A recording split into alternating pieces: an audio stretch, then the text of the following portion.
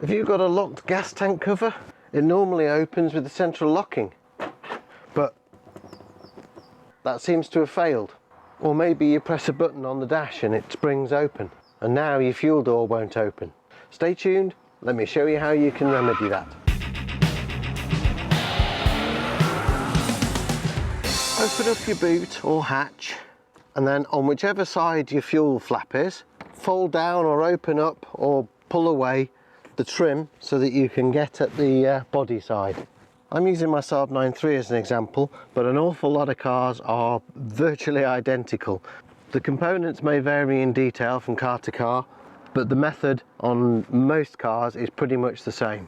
If you look into this area here, slightly rearwards of the fuel filler flap, you can see that there's a motor unit on a bracket.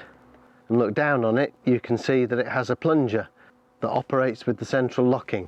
If you've got a push button on the dash, then when you push that button it probably retracts the plunger and the flap springs open.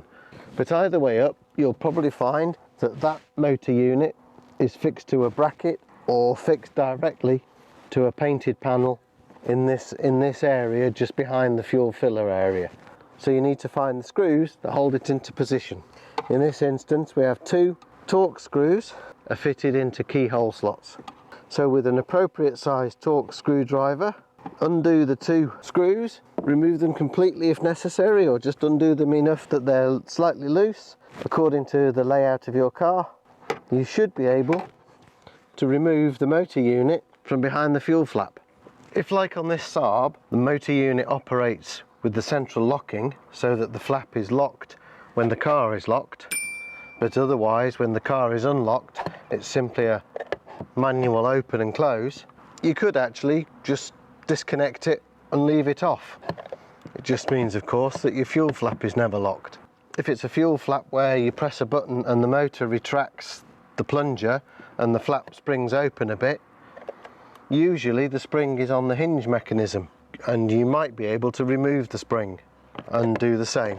But if you can't do that, then you'll have to diagnose the fault. It may be a faulty motor, but of course it may be faulty wiring. These actuators are normally a simple 2-wire motor unit where 12 volts is applied one way round, positive and negative one way round, to operate the motor in one direction, and the 12 volts is simply applied the other way around to operate it in the other direction. They are therefore very simple to test. Use your car battery as a source and a couple of pieces of wire and apply 12 volts to the two pins one way round, then swap the wires round to apply 12 volts in the other direction to find out whether the motor is at fault or not. If you find your motor works, then you've probably got faulty wiring, in which case you'll have to do a little bit more investigation. If you look down here, now that the motor has been removed, and if you can't get your head in, use your phone to take a picture. You'll be able to see the hole that the plunger goes through.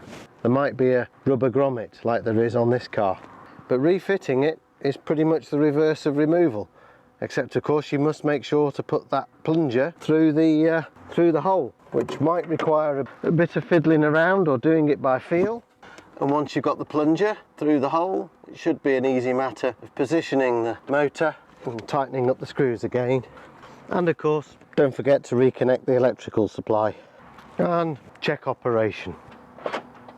If you got value from this video, please be sure to give it a thumbs up down by the title.